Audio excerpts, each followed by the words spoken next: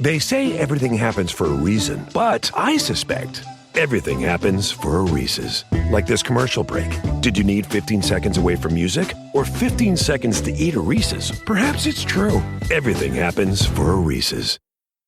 This podcast is brought to you by Colgate Total. We take oral health as seriously as you take sports. That's why Colgate Total Active Prevention uses advanced technology to help prevent oral health problems like cavities and gingivitis before they start. It's clinically proven to provide 24-hour antibacterial protection with twice daily brushing after 4 weeks of use. So get a winning routine and prevent oral health problems before they start. Shop Colgate Total Active Prevention at a retailer near you. Like I told you that I'm trying to dunk for the first time in my life, right? Oh, yeah, that's right. How's it going? Well, I tore my quad. So not good. I was doing quarter squats of that and then jumping up on the box. And it was working. My initial height of running and jumping was like 10.6. Like it was an embarrassing start.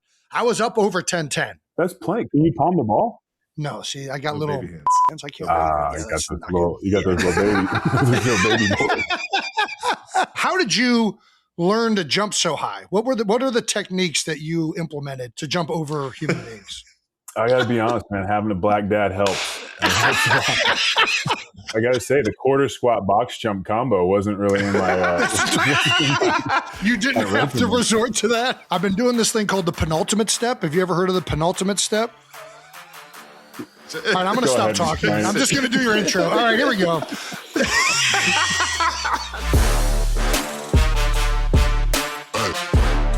Welcome back to New Heights, ladies and gentlemen. Boys and girls. Oh, Jason's fired up. You should be too, because this is a Wondery show brought to you by Xfinity. We are your hosts. I'm Travis Kelce. This is my big brother, Jason Kelce, out of Cleveland Heights, Ohio. Shout out to the University of Cincinnati. Shout out to the Tigers back in the Heights. Subscribe on YouTube, wherever you get your podcasts, and follow the show on all social media at New Heights Show with one S. Jason, please tell everybody what we got coming up today. 90%ers, we got an amazing episode geared up for you guys today. We are going to talk a little bit about the draft from this past week, obviously covering heavily Chiefs and Eagles picks. We're also going to get into a little out of the house at NASCAR. Don't know if you saw that. Hence the Talladega. Oh, and as well, we have Blake Griffin joining us. That's right. The NBA playoffs are underway. So we decided we get the funniest, most talented basketball analyst out there. Well, outside of Charles Barkley. Sorry, Blake. Dude, he's the fucking best. I can't wait to dive in with Blake, man. He's one of my fucking favorite people on earth, man. He is the best. We're going to talk NBA playoffs, his incredible dunking abilities, as well as somebody else trying to dunk, and more. So before we get to that, let's get to some of that new news coming in. New news is brought to you by American Express. We won a Webby Award. How about that? Though very prestigious Webby. Nice, New Heights, man. Jason and Travis Kelce won the People's Voice Award for Sports Shows Podcast. Thank you to all the 90%ers. Kylie also won an award. Kylie won an award. NGL, the real ones, voted her podcast. Wait, do they vote on that? Mike, yes. I got to light down. Light down, Mike. So this is voted on? You got a lighting or is this guy. just given? Well, Mike does a lot more than lighting, but yeah, for right now, he is a lighting guy. What is this? The hotel table lamp? That's 100%. Yeah, I'm on LA, baby. I'm trying to sling our garage beer. Leave me alone. All right. Anyways, New Heights with Jason and Travis Kelce won the People's Voice Award for Sports Shows, parentheses, podcast. Very prestigious award. Kylie also won an award with NGL. They won Podcast of the Year. Woo! Which I believe is a bigger award than we received. It's probably the biggest award that they have there. Very cool. Very cool. Shout out to Kai running away with it. I love it. That's right. Shout out to everybody on the staff over there, Emma, everybody else that has their footprints on the show. You guys have been killing it all year. Way to go. Yeah, and thank you to all the 90% that voted us. We very much appreciate it. Travis, on to the next bit of new news. What's that? Do we have beef with Meryl Streep? I hope she doesn't have beef with me. Let's play this clip. Gentlemen, Travis. I'm a fan of Meryl Streep. I don't have any beef with her. You might want to wait until you see this clip. Yeah, Travis got called out for some reason in Devil Wears Prada 2's promo video. Oh, shit. The hardest thing about shooting in Milan was walking in stilettos on the cobblestones. I'd like to see Travis Kelce do that. Oh, what? What? Trev. Oh, Meryl, you have no idea how good I am at walking in heels, okay? I think we should recreate this. I think we should put this to the test, not recreate. We're going to have to find some size 14 heels first. Okay. Well, we can have those custom made. I'm sure there's some WNBA players that can put us onto some spots. What's the heel, though? Is a heel? Because I wear like Chelsea boots. Are those heels? No. It's got to be a stiletto. It's got to be a pointy bottom. That's why it's hard. You're right. I'll give credit where credit's due. I don't think I can do it, Meryl. I'll let you have it. What, are you a quitter? You're a quitter? You're just going to give up to Meryl Streep? No, I just don't think You're I'm going to make it athlete, Travis. to Italy and walk in stilettos. Meryl Streep has quite the resume. Well, she has a resume. That doesn't mean she's better at walking in stilettos than you just because she's a famous actress. Travis, we're competitors in the I can kind of correlate that, yeah. We don't bow down to anybody. When it's Meryl Streep, you kind of do. You just kind of like bow down. Well, listen, if she was saying acting ability, I would get it. I completely get it. To be fair, I would be acting if I had heels on, so. Good point. That's a good point. All right. We're not going to put it to the test, apparently. I'm not. I'm going to let you have that one, Meryl. Can't wait to see Devil Wears Prada 2, though. The first one was a banger. I know this one's going to be epic. No dumb questions. Now that he has been called out by Meryl Streep, does Travis Kelce think he can walk on cobblestone with high heels? Well, we're never going to find out, Kitty. I'll tell you what, Meryl. If I ever find myself in Italy on that cobblestone, I'll try and find a size 14 and we'll put it to the test. All right, now, Jason, you're a Talladega champ. You and Ricky Bobby. That is correct. I am a Talladega champ. That's right. I went down there on behalf of Hendrick Motorsports. Been filming some things over at their headquarters in Charlotte. I've been doing some exercises to really learn what it's like to compete in the sport of NASCAR. I went out there. I trained with the athletes. I was learning their techniques, all the things that go into coordinating a pit stop. These guys are changing tires, gassing these cars all the way up and sometimes under the 9 seconds on a stop. They'll change all 4 tires, put gas in the vehicle, and then get it out on its way. It's remarkable, the coordination and timing and expertise that goes into that. I also went out on the track with William Byron, who drove me around at over 190 miles an hour around the Charlotte Motor Speedway, which was fucking awesome and terrifying all at the same time. I then got to drive my own vehicle. They did not let me drive 190 miles per hour, but I still drove faster than I've ever driven in my life. Ooh, how fast you go? They do it by RPM. So I was driving, this thing had a regulator on it that capped you at 5,000 RPMs. And they said at one point I went 140. Everybody else said I was going 120. So we're somewhere between 120 and 140. Oh, that's nothing. You've done way faster. I was going 135 in a Caravan when I was in high school. That thing is flying around. Caravans do not go 145. I guarantee you that. They go 135 and they shake back and forth when you get up over 120. It got a little dicey. They're not as aerodynamic as you think they are. Anyways, the last bit of it was to go to Talladega and to be with the pit crew with Corey Day's team, the 17 car with Hendrick Motorsports. And it was incredible. I got to see it firsthand, what it's like on race day, how they set up everything. These pit crews, man, they're in charge of setting everything up on pit road, right? There's 5 of these guys that are doing all these jobs. The jack man has to run out there, jack up the car, take the new tire, put it on after the changer is taken off the front right. He has to put the front right tire on immediately after that. Then the changer, while he's bolting that thing on, he's taking the jack off, running around, jacking up the other side, doing it over there. And all this stuff is happening it's the dance that is taking place of speed, strength, athleticism, coordination. It is remarkable what those guys do each and every stop. On top of that, the drivers, everything they're doing to gain position, especially at Talladega, their foot is on the gas the entire race. You are wide open. The track is angled at 33 degrees. Yeah, so you are just crazy. Zooming around that thing. And a lot of it comes down to drifting, and it's a very technical race from that standpoint. So Corey Day, first time ever racing at Talladega, ended up winning the race. Our driver. That's and I'll tell you what they had me doing, I was a sign man. So you put the sign down on pit road. That lets the driver know where to stop at. Sometimes you might want to stop it short.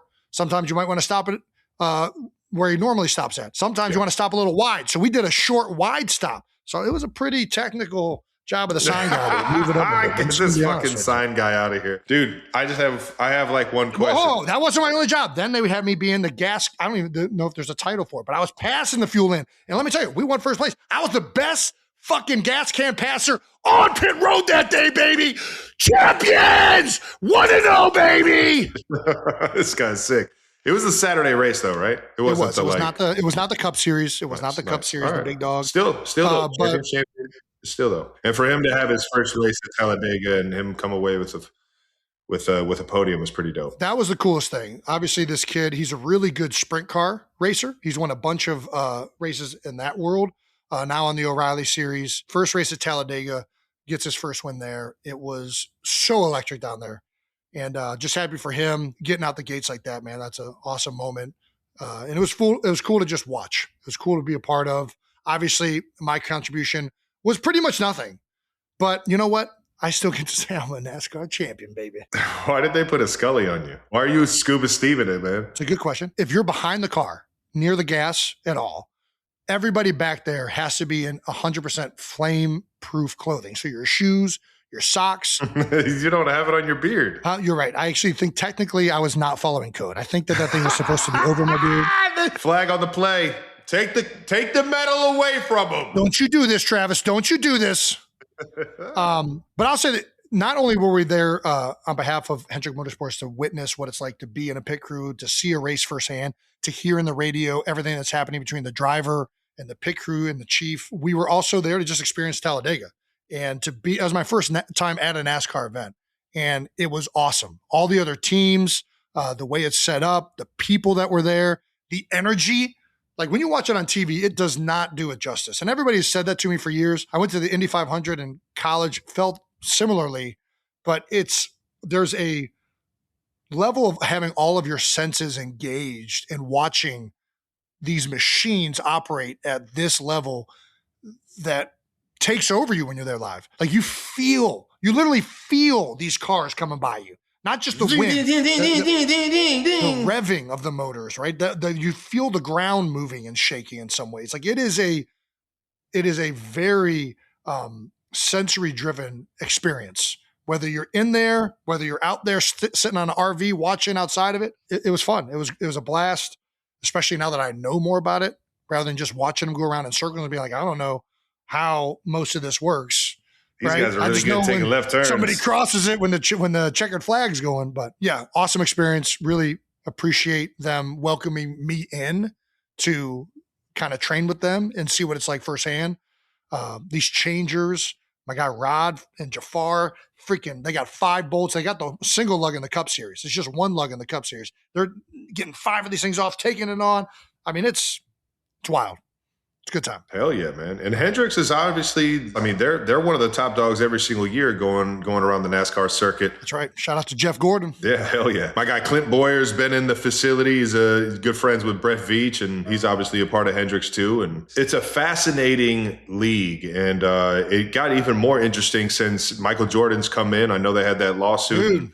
It's been amazing seeing 23 Racing take the fuck off this year. I mean, I'm pretty sure they've won the majority of the races so far. I know he won, I think, the first 3, 4, maybe even like 6 out of 10 or something like that. Those guys are absolutely rolling over there. Having a good year for sure. And it's been cool to see him kind of take his greatness and have it rub off onto the NASCAR world a little bit. And, yeah, it's such a fascinating sport. And I'm telling you guys, if you guys ever go to a NASCAR event, man, you are not going to be disappointed. That thing is alive. It is rocking. It is not just people just sitting around watching the cars go by. Everybody is engaged, and there's things around the track and inside the track that you can have some fun with as well. You know, I think it's just it's the ultimate weekend party if you can get to one of these things. For sure. And the Boulevard is equally as fun after the race. Highly recommend. Well, last bit of new news we got is George Kittle would like a Jason Kelsey intro for his alarm clock every single morning. Oh, that's interesting. Okay. He tweeted out, "Can I get a custom one of these introductions for my alarm clock every morning, please?" George, we can make this happen. You're going to have to come on the show, though, baby. Let's go. That's what I was going to say. Get my guy Kittle on the show, do this, man. But you got to come on, George. We've been waiting for this. Get my guy on here. Have some fun, man. We've had so many legendary tight ends, and we still haven't had George Cup on, and now he just wants me to give him an intro. No, you got to be a 92%er first, George. That's how this works. Oh, man. It's crazy how some of like the closest people to me I haven't like invited on the show yet. I'm the fucking worst, man. Well, you don't like the presumption, right? You don't try to push it. like you don't want to like Yeah, I don't like get it. asking people. You're a polite Clevelander. You don't want to impose. People have it's shit very going standard. on, you know? Yeah, but I think George would like to come on the show. He's clearly, he's asking to come on the show with this, right? Sounds like he just wants an intro. And George, he doesn't want to come on the show. He wants to skirt the show and just get the info. You don't just get these kind of things. You don't get it. You have to come on the show, George. Would love to give you an intro, George. Get my guy Kittle on here, man. Anytime you want that, you also do us a solid and come on the show. Absolutely. Nah. All right, in case you missed it, we did have a couple episodes drop last week. There's a lot happening with the draft, a lot of NFL news coming out, but we did drop a Charlize Theron episode. We also dropped a bonus episode with my former offensive line coach, Jeff Stoutland. They are both out there if you want to check them out. Obviously, Charlize Theron's pushing the unbelievable movie Apex. It is a fucking thriller that you are not going to want to miss. And then obviously Jeff Stoutland, man, one of the best to ever do it. And a near dear friend to Jason, obviously. It was just cool to sit down and hear his stories, man. Yeah, and it wasn't just Stout. We had Malata come on too. Selleck was on there. We did a little round table. Trav and I talked to him. I really wanted it to try and be a celebration of his whole career and some of the things he's done and meant to certain people. Obviously, Malata that clip did really well. One of the things that I think is being taken a little bit the wrong way. I do want to say this because it feels like it's getting out there. Is like he mentioned. I asked him, what went wrong last season? And his answer by a lot of people, because he said, you got to call the right play and the right defense, that's being made to look as though that's a dig solely at Kevin Petula. I really think if you look at the whole quote, and this is the way Stout is, the whole quote is really referencing the players and the coaches. He talks about executing the plays, execution, and then not calling bad plays into bad defenses. And although Petula was the play caller, I know Stout, and everybody's involved in that game plan. Everybody's involved in building that thing. So the plays end up getting called. Really, all he's saying there is to be successful in football, it comes down to the players executing and the coaches putting the players in the best position possible. And last year, that didn't happen. That's what that was trying to say with that quote. So whatever. Just so you 92%ers understand, the offensive coordinator is given the responsibility of putting the game plan together, right? He is a huge part of putting the pass game together, matching it up with the run game that is put together. But there are the offensive coaching staff comes together and somebody's given the run game, somebody's given the pass game, somebody's given the play action game, somebody's given the screen game. There are people that are putting in their input on the what the red zone looks like versus what backed up looks like when you're backed up to your own red zone. This isn't just one guy putting together a game and everybody following lead. You know what I mean? It is everybody on the same understanding that this is the best thing for us to attack the team that we're playing this week. So to throw it all on one person, first of all, Stout would never fucking do that. And second of all, for people to make that assumption, I think is pretty unfair. Yeah. I get it because he said calling plays, but that's not the intention of it. And a lot of people just, like you said, don't understand what goes into all the plays that happen on a game day. All right. That's it for New News, brought to you by American Express. Thanks to our presenting sponsor, Xfinity. Let's talk Wi-Fi. That's right. Because whether you're streaming a big game, your favorite show, or just trying to stay connected, you need Wi-Fi that actually works. So here's what's up. Xfinity has the most reliable fiber-powered Wi-Fi. Plus, you can lock in one internet price for 5 years, guaranteed. No contracts or commitments. That's right. Xfinity gets you online in minutes with same-day Wi-Fi. It's simple to set up, and there's no downtime. So whether you're connecting with friends or catching up on your favorite shows, you'll have the most reliable Wi-Fi at one price for 5 years. Lock in your price and unlock the possibilities with the Xfinity 5-year price guarantee. Get it now at Xfinity.com. Restrictions apply. Select plans only. Powered by fiber. Connected to premises by coaxial cable. Thank you to our partner, American Express. It's not always about where you go. It's about how you get to experience it. When you've got a little more access, everything just feels right.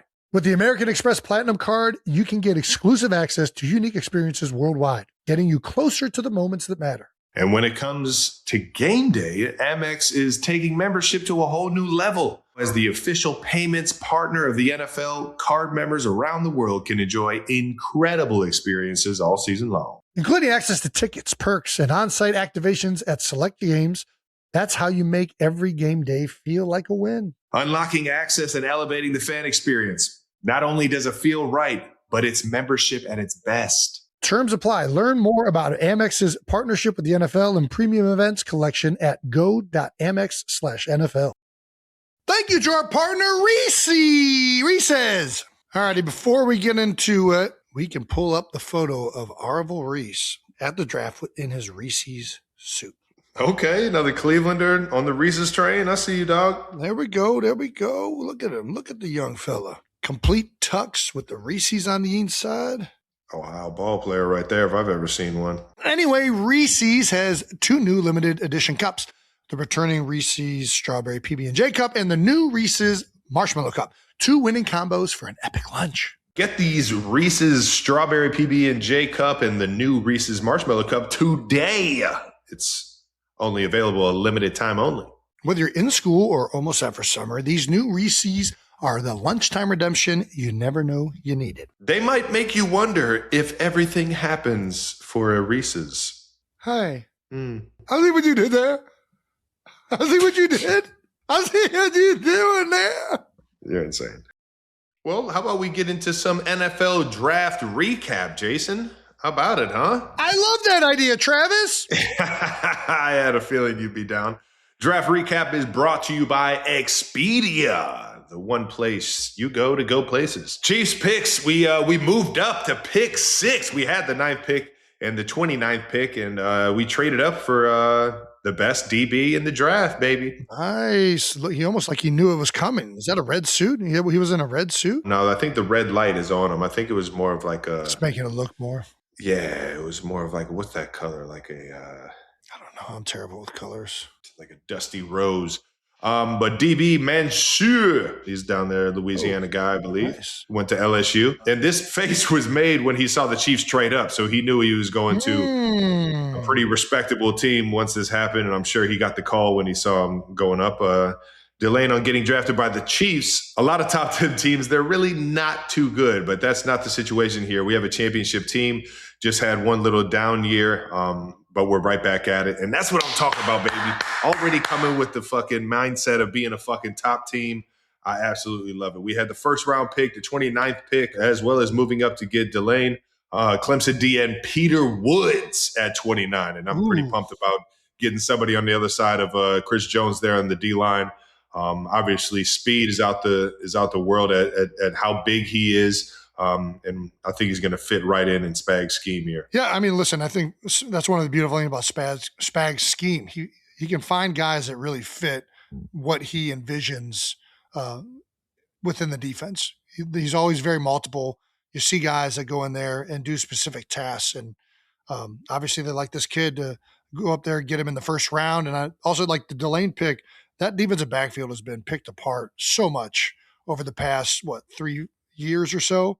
You know, Justin Reed, you got L'Jarius Sneed. I'll say this: a lot of the big name DBs that we've had in years past are elsewhere right now. So getting an unbelievable DB, the best in the draft, and then getting a guy on the D line that can really help Chris Jones not get double teamed as much, or at least create matchups to where this kid can thrive early on and really bring something to the team. I think that's going to be a huge part to the defense. But, I mean, it doesn't stop there on the D-line. We got our Mason Thomas, edge from Oklahoma. The guy's a fucking freak in nature in terms of athleticism and explosiveness. I can't wait to see how this guy gets after the quarterback, man. It's been kind of something that the Chiefs have been looking at to get better at, and that's getting after the QB and really putting quarterbacks under duress, man. Obviously, we've always had Chris Jones there, and George is a fucking workhorse. Got Gillette last year, but I think this is going to be a game changer at the edge position. I know he had a hamstring last year on an unbelievable fumble recovery. So we'll see him when he gets in the building. I'm sure Spags will have a fun time putting him to work as well. There we go. Who else we got here? We got another cornerback from Oregon. He's kind of more of a nickel guy. I'm excited to see this guy get to work. Spags is obviously his nickel package it can get confusing to a lot of guys. So I'm sure Jaden Kennedy is going to fucking it'd be quite the chess piece for Spags. But after that, 2 to 3 picks that I'm pretty fucking excited about. And that's because they're all finally got to the offensive side of the ball in round 5. Emmett Johnson, running back from Nebraska. I believe he was like first team Big Ten, won a few awards at the running back position last year. We actually got to see him live when Nebraska played Cincinnati at Arrowhead. And then the other sideline, Cyrus Allen, wide receiver from Cincinnati, who I am fucking jacked up to see. We got another Bearcat in the building. We actually got 2 Bearcats in the building. One came as well as Jeff Caldwell in the free agency pickup. But Cyrus Allen he's a route runner, man. He's a route runner. When we were talking about, what do I want to see in a guy in the wide receiver room, he has his own twist on a lot of routes. And he has the quickness. He has the decisiveness. He really knows how to use his shoulders and his quickness and rhythm to get DBs in a bind, man. Listen, he's from Cincinnati, so he's going to be tough. He's going to be physical. He's going to be a guy that loves football. And he loves drafting Bearcats. I mean, look how many successful Bearcats he's drafted. Not just me and you, Brent Selleck, Trent Cole. Yeah, Brian Cook. Oh, Cook. Thank you. Yeah, either way, Andy loves the Bearcats. Cyrus Allen, Cincinnati Bearcat. Tough, physical, fast. Wow. Get this dude out of here.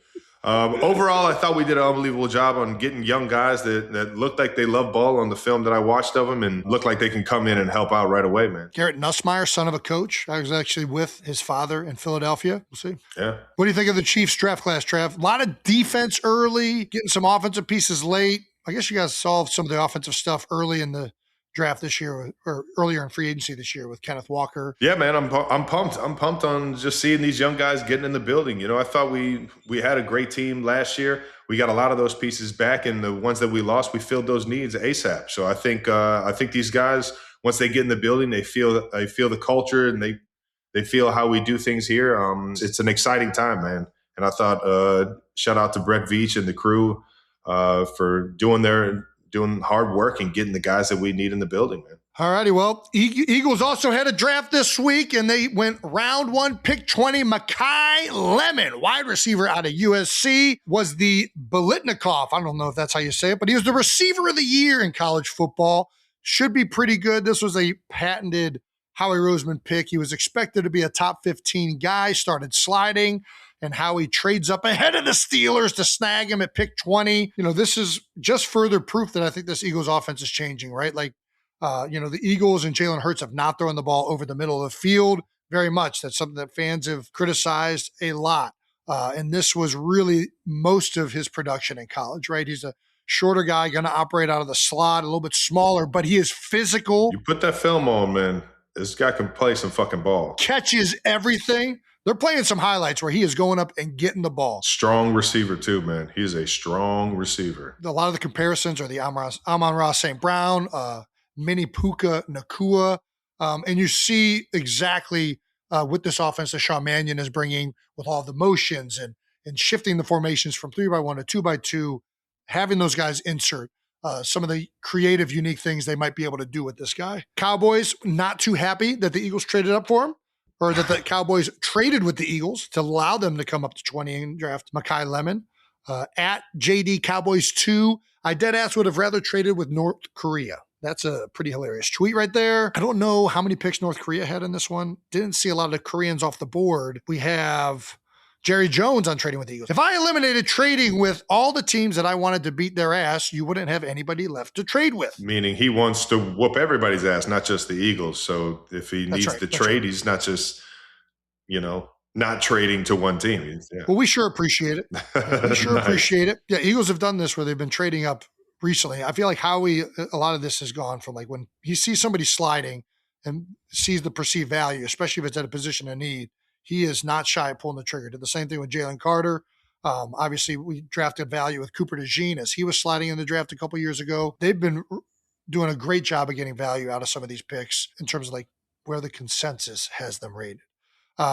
Pick 2, they go tight end from Vanderbilt, Eli Stowers. I don't know anything about him because I don't watch a lot of college football. I know quite a bit about him, man. This kid is a fucking stud. Well, then go ahead, Travis. Please tell me. You guys got a stud, man. The word around town is he doesn't have quite the size, but I'm I'm telling you, man, this kid knows how to play some fucking football, man. He knows how to run routes. He's got a good feel. He can run, and when he has the ball in his hands, man, you'd be surprised on how much with this lack of size that they're saying, how many tackles he breaks, and just how good he is, man. He was one of Vanderbilt's best players, I thought, when I watched him play. And again, it's another thing with this offense, right? Big decision you have to make. Do you go 11 personnel? Do you go 12 personnel? How can you do all these runs and concepts and motioning guys around? And 12 personnel, a lot of teams utilize it. I mean, the Rams were utilizing 13 personnel, one running back with 3 tight ends. When you have a guy that can go out wide while also coming inside and block linebackers and safeties,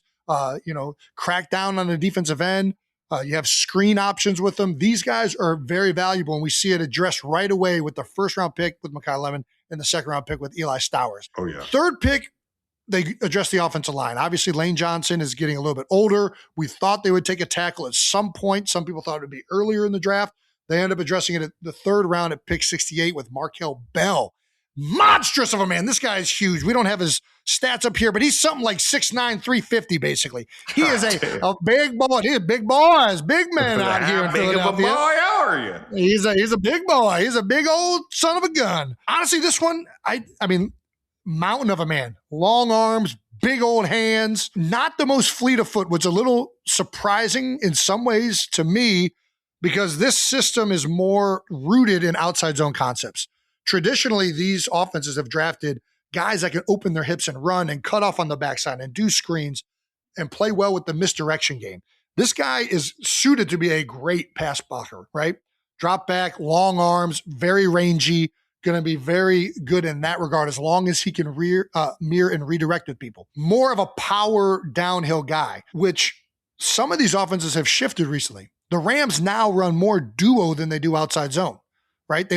Those offenses started in outside zone. Now they're running more dive concepts, more downhill plays. Maybe that's something that'll tell you about what the Eagles think they might do in the future.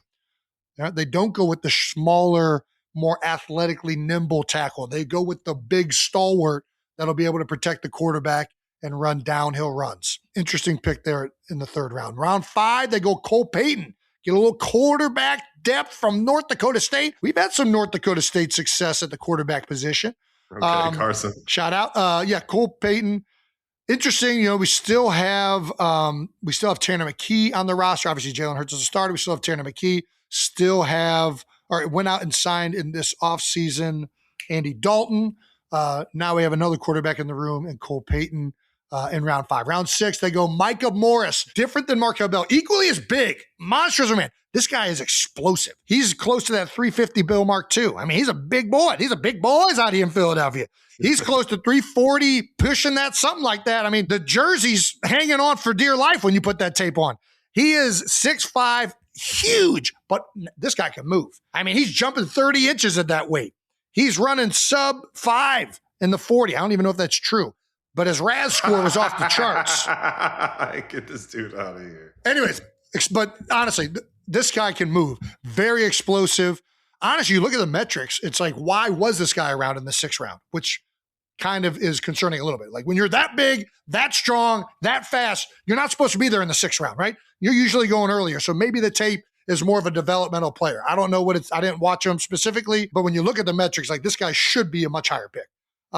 Maybe he doesn't bend well. I don't know. We'll find out, though. I'm excited to watch him play. I like watching big athletic freaks of nature, which gets me to the next guy in the 7th round, Uar Bernard from Nigeria. He's never even fucking played football, but he looks like a Nigerian god, not a Greek god, a Nigerian Greek god. He's fucking huge. Look at, pull up his shit. 6'4.5", 306 pounds, 6% body fat, 39-inch vertical, 10'10" broad jump, 14 inches longer than any other defensive tackle, 4'6", 340. If you put it side by side with Myles Garrett, he's dwarfing him. One caveat, though, he hasn't played football. Oh, yeah. Just a small. He's a D lineman. Just fucking run fast and hit people and get in the way. Wreak havoc. Knock shit over. You're fucking superhuman. Put his highlights up of him working out, because I do want to point this out. I'm kind of being funny. There's a lot on this kid's shoulder because of what happened with Jordan Mailata, right? The Eagles in the 7th round. Well, there's a lot on this kid's shoulders because he just got compared to Myles Garrett. Well, but before we get to it, watch these highlights and tell me what you see. Because I noticed something right away that I think is going to take some time to develop. Not this part. Look at that. I mean, what the fuck is this? It's like they went to the Arnold Classic and found the biggest specimen they could. Here's where I started noticing stuff. What do you see? I mean, he's just not used to moving like a football player. He can get going straight, but he's just got to put in a lot of work, and it's a different type of skill set, man. Exactly. Well, here's the thing. The metrics are off the charts. So to get a guy with this much physical talent in the 7th round is incredible. But he's never played the game. There's a level of stiffness in the change of direction and the agility that he's going to have to develop, right? And there's an understanding of the game to have the savviness to play the game within the game that is, yeah, exactly. Yeah. It's definitely a developmental guy, but to get drafted in the 7th round is quite the feat for him. All that hard work that he's done to put into his body to get to where he is right now, man, hats off, brother. If he can learn to play with great pad level, work on changing direction more efficiently, using his hands. If this all pans out, you could have an incredibly high player with a high ceiling. Those are a lot of ifs. And it is rare for a guy that's never played the game to just come in and learn the sport. Even though football and defensive line in particular, like, dude, you take big, fast, strong people, they usually pan out. But this is a very green player. It did work out with Jordan Mailata. For every Jordan Mailata it works out with, there are guys that it doesn't work out with. I remember Brock Lesnar got brought into a camp one year with the Minnesota Vikings, and he was there for like maybe 1 or 2 preseason games. And I mean, he is a physical specimen. Yeah. You have to also have the knowledge of the game, the desire, the love of the game, especially if you're going to be playing in the trenches. You got to want it. We're going to see how much he wants it, man, because you're going to get double teamed, you're going to get blindside, you're going to get trap blocked. Like it's as much of a mental game in that interior as it is physical, and it can get pretty taxing on you or at least it can get pretty humbling in the beginning for him. So hopefully he sticks at it, and hopefully the Eagles found someone that's got that Jordan Mailata type spark to him. Well, what Jordan had obviously was great coaching too. Jeff Stoutland, it took him 2 years working with Jordan to try and get him on the field, right? He almost got cut up until the moment he started producing. This guy's going to be working with Clint Hurt, Jeremiah Washburn. There's really good coaches that the Eagles have on that side of the ball. And if I'm a coach, I am so excited to work with this kid.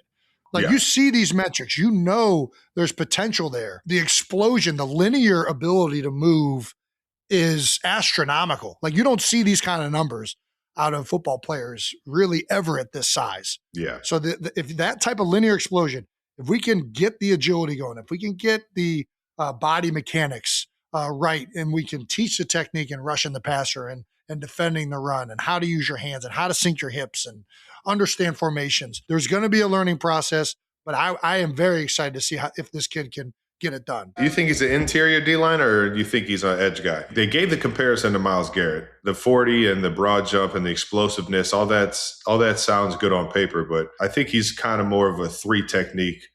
Just based off of how his hips are and just, the techniques and everything like that. I think he'll be a 3-4 D end, and he'll be a 3 technique when they reduce from a certain side, right? He's not going to be – he might be able to play a 5 technique with an outside background, the ball outside of him. I doubt they have him on the edge, right? I doubt he's going to be that player. Maybe, some teams have done that with bigger guys, especially early downs, to just man mountain D and tight ends. Yeah. But I would expect this guy probably to get a lot of work at 3 technique, 4 technique, 5 technique, and base defense. I can't wait to see this guy put the pads on first day. I can't wait. I'm want to go down there just to watch it myself. He had 3 picks in the 7th round. There's actually a pick right before that. I glossed over it. Cole Wisniewski, safety from Texas Tech, played with the Wisniewski. He would not transition to a safety. We also got round 7, pick 252, Keyshawn James Newby, outside linebacker, New Mexico. So Eagles, opposite of the Chiefs, they go offense early with some of those higher picks. And then once they got to the later rounds, really started addressing some of the defensive needs. Well, still it's primarily offense, actually. They didn't draft a defensive guy until round 7. But then they went straight defense. Either way, I'm excited a lot about this class. The other part of the Eagles draft was Howie trading the 2 third-round picks to the Vikings for Jonathan Grenard. This was a missing piece on that defense. Obviously, Jalen Phillips signed a $120 million deal in free agency. They lost out on that edge defender who really brought a lot to the defense midway through the season. Now they get Jonathan Grenard, a very good player from Minnesota. 4 years, $100 million. Yeah. How much money does Philly have, man? Howie is a wizard. I mean, he just finds a way to get it done. You know, I don't know that I feel like they can finagle whatever they want because they just know how to structure it. I don't really understand how it works. Oh, also got to shout out Jeffrey Lurie for spending the money. But yeah, they find a way to get really good players, and they do it very often by spending a fuck ton of money. So shout out to the Luries for investing in the team. Shout out to Howie for understanding the salary cap and how to finagle every dollar you can out of that thing to maximize the talent on the roster. So that is also a huge part of the Eagles draft, which ultimately with that alone is a successful draft. Mekhi Lemon pan out. Some of these guys they picked, the tight end from Vanderbilt. I mean, this guy in the 7th round, if we get another Jordan Mailata, although I don't want to start anointing him yet, a lot to like about this draft from the Eagles. Nice. Alrighty. Outside of Eagles and Chiefs, there were a bunch of other players selected in this year's draft. Yeah.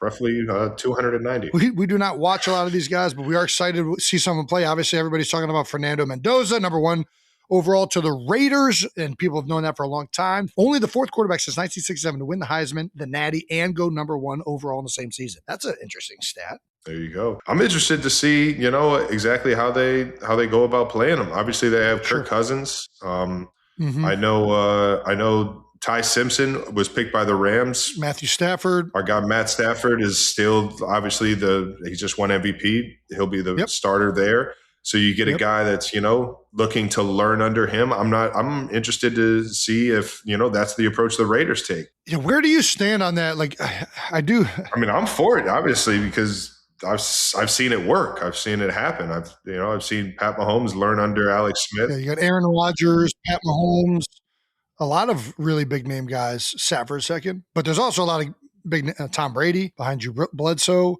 There's a learning process, but at the same point to what Deion Sanders said, man, I never learned nothing sitting on the bench. Like, you need to go out there and play to do the best. Like, shout out to Deion. That was a epic fucking quote. That was a banger. Peyton Manning, led the league in interceptions, but he played his rookie year and learned a lot, I'm sure. Yeah.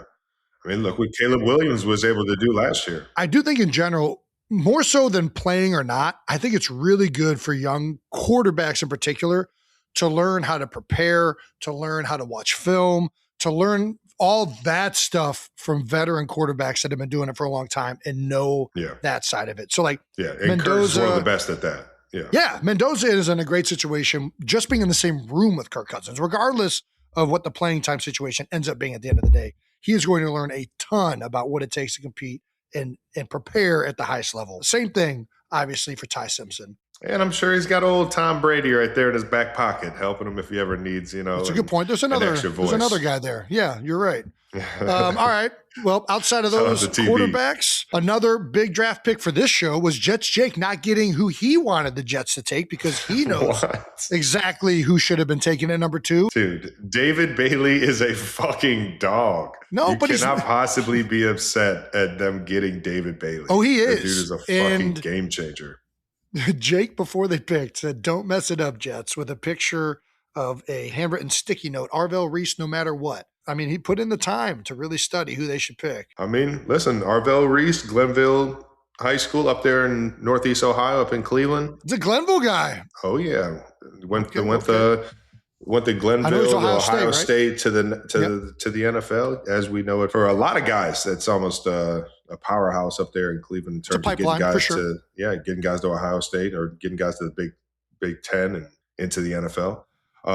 So I'm excited for just to see Arvell Reese play some football in the league, man. Fellow Cleveland guy. But I think David Bailey was a pretty goddamn good pick. Nothing will bring me greater joy than when David Bailey turns into like a 10-year New York Jet, like multiple Pro Bowls, and is like, I just can't wait for Jake to have to eat that entire sticky note. Sorry, love you, Jake. All right, last thing, shout out the lineman Caleb Lomu, drafted in flip-flops and jorts. This is a big green flag for offensive linemen wearing jorts and flip-flops. Tells me with all a quarter I need zip? to know. I'm fine with a quarter zip. Quarter zip's nice and comfy. Those are nice jeans. So nice. Yeah, they're not cutoffs. Shaven. Definitely better. Nice It's a bigger green shades. flag if you cut off those jean shorts yourself. Those are bought jorts. What's Bought jorts, not made jorts. Well, maybe he's not as good with scissors. Either way, I did love the internet falling in love with him dancing. Did you see these dance moves from my guy Caleb? I did see them, but I'll see him again. Come on, put him up there. Very similar. Lane Johnson's got some similar moves. I've seen him pull in the locker room. I think he's got good hips, fluidity, smooth. To move like this, you got to be kind of athletic. You can't just be pulling that out if you're big stiffy. No, listen, if you're, dude, I'm all in. I think this is a major green flag. I really do. Oh, yeah. Good hips, rhythm, loose, confident. Come on now. Show it off, big dog. That's hilarious. All righty. That's a wrap for the New Heights Draft Recap. The New Heights Draft Recap was brought to you by Expedia. Yes. Thank you to our partner, Expedia. Summer trips, weekend getaways. Most of us have travel on the brain right now. And honestly, you want to keep planning simple. That's where Expedia comes in. It's the all-in-one travel shop. Ain't that the truth? Flights, hotels, vacation rentals, cars, activities, everything is right there on the app. Dude, I remember going on trips when we were kids, and it felt like everything was booked on Expedia because of how much mom went through all these different avenues to make sure it was all set up for us. And yep. I mean, it definitely just makes it more synchronized and just makes it feel easier when you're actually on the trip itself. No question, especially when mom's taking care of all of that logistical stuff. Yeah, mom had some help from Expedia to really nail down those trips. Dad, you just do the driving. Yeah, Dad, he might have booked. Yeah, Mom did most of the heavy lifting. Here's the thing about planning a group trip. It gets messy fast. Everyone's got different schedules, different ideas. Yeah, but no stress, Jason. Expedia's got you. When you bundle, you can save up to 30%. Everything you need in one app. Expedia, the one place you go to go places. Members only, savings vary. See site for details. Thank you to our sponsor, Planet Fitness. We all know how hard it is to stay on top of your fitness when you've got a million things going on. No question. But here's the thing. Planet Fitness makes it easy. They've got all the equipment you actually want, plate-loaded strength machines, functional training equipment, treadmills, free weights, all of it. And get this, there's over 2,800 locations. That's a lot of locations. So no matter where you are, there's usually one nearby. Oh, and memberships, they start at $15 a month. Most clubs are open 24 hours too, so you can roll in whenever it works for you. Whether you're bouncing between cities for work or just balancing a busy schedule, Planet Fitness has you covered. Get strong at Planet Fitness. Join the club today in person, online, or the free Planet Fitness app. Hours, amenities, and offers vary by club. Check out planetfitness.com or stop by your local club for more information. Must be 18 years old to enroll or 13 to 17 with a parent or guardian. Thank you to our sponsor, Allstate. Checking Allstate first could save you hundreds on car insurance. That's smart. Not checking your appearance before a big interview. Man, nothing says welcome to Hollywood like a stained shirt or bedhead. What are you trying to say? Nothing. I ain't saying nothing. Yeah, checking first is smart. So check Allstate first for a quote that could save you hundreds. You're in good hands with Allstate. Potential savings vary, subject to terms, conditions, and availability. Allstate North American Insurance Company and affiliates, Northbrook, Illinois. And that brings us to our next section, the one we've been looking forward to all show. It's time for our convo with Blake Griffin. That's right, the one and only. This conversation is brought to you by Reese's. Tee up Blake's highlights. We'll just watch that. God damn. That alone will be the most electric episode we've ever done. So what about this one? Do you remember this one? Holy shit. How did you learn to jump so high? What were you thinking? What were you thinking when you did that? When you jumped over Timothy Mozgov, was that planned or how did you feel about that? Like I told you that I'm trying to dunk for the first time in my life, right? I told you this, right? Oh, yeah, that's right. How's it going? Well, I tore my quad. So not good. No, I was going to say go ahead, Jason. Tell them how you tore your quad. All right. So I've been doing this type of training where apparently you lift heavy and then you do explosive jumping afterwards. That's supposed to make you jump higher if you're not born naturally with it, right? So I was doing heavy quarter squats, If you're not born naturally. supplemented with jumping on top of a box. So I did 7 plates the week before, and I was doing quarter squats of that and then jumping up on the box, and it was working. My initial height of jumping, like running and jumping, my initial height of running and jumping was like 10.6. Like, it was an embarrassing start. I was up over 10.10. So I was like high enough to get there, I feel like. So I just wanted like Can you that. palm the ball? No, see, I got little bitch hands. I can't. You got those little baby, those little baby boys. Yum, yum, yum, yum, yum, yum. I like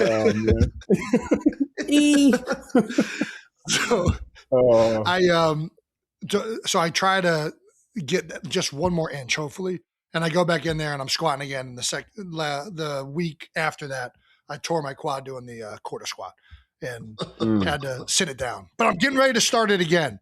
Do you have any how did you learn to jump so high? What are the techniques that you implemented to jump over human beings? I got to be honest, man. Having a black dad helps. I don't know. I mean, my mom, God she didn't bring bless her, much to the table. Great athlete in her own right. More of a runner, long distance. Cardio. But yeah, I don't know. That helps for sure. I got to say, the quarter squat box jump combo wasn't really in my You didn't have to resort to that. Yeah. I've been doing this thing called the penultimate step. Have you ever heard of the penultimate step?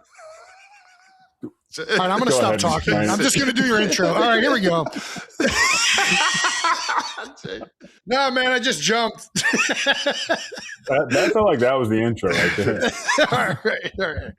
Our guest today is the 6'9" forward from the University of Oklahoma. He was the number 1 pick in the 2009 NBA draft, the 2011 Rookie of the Year, 2011 Slam Dunk Contest champion, 6-time NBA All-Star, 5-time All-NBA. He made his broadcasting debut this NBA season as studio panelist on Amazon Prime, 92%.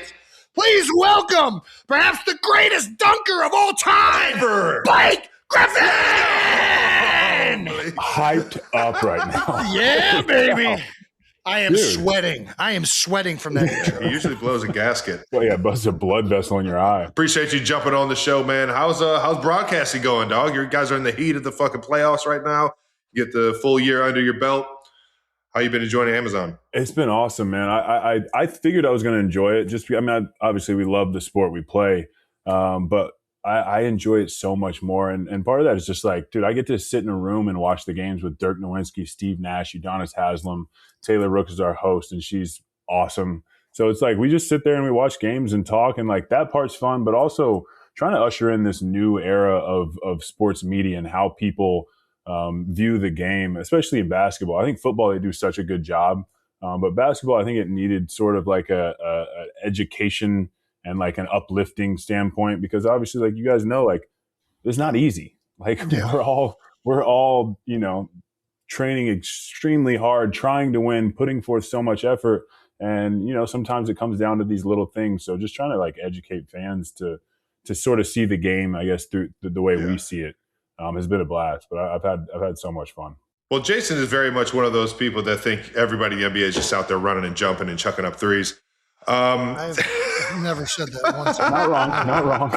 Let me ask you this. How has the game changed? Because it does feel like the NBA has changed from, especially when we were kids. It's continuing to evolve. It's continuing to use more floor space.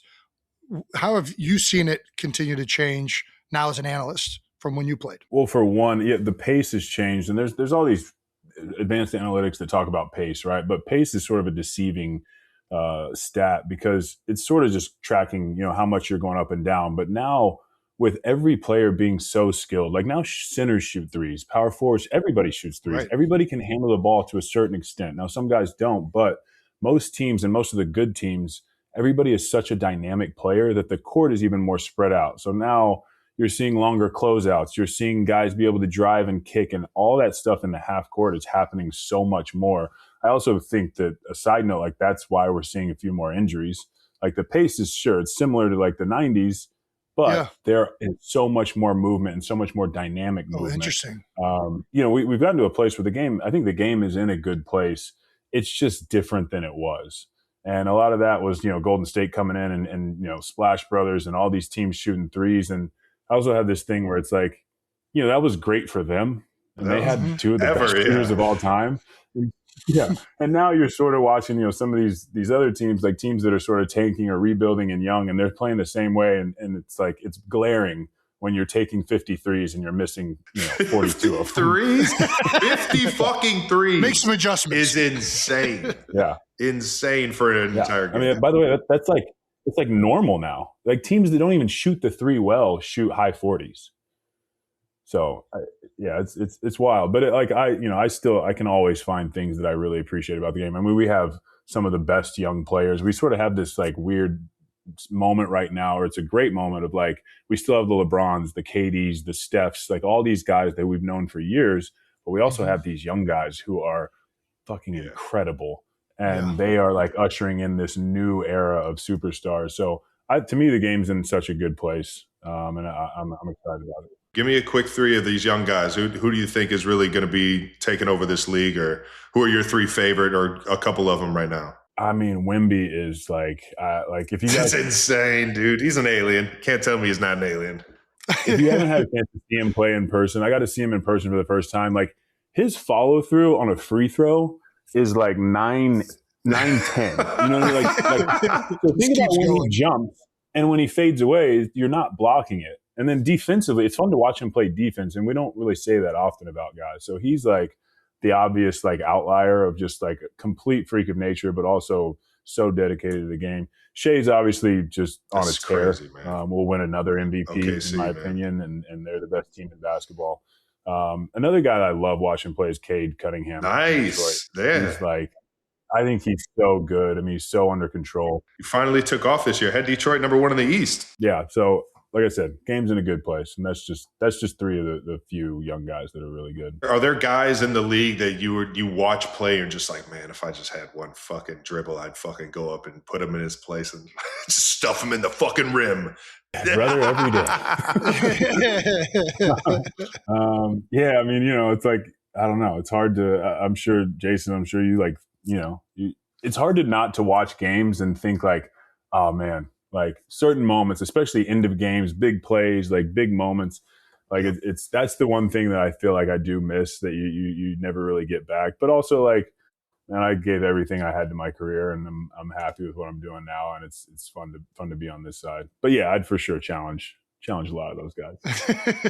I'd try. It might not go well, but I'd try. Well, we got to ask you, as two Clevelanders, what do you think of the Cavs? What are we going to do in the playoffs? Toronto just tied it up. Fuck.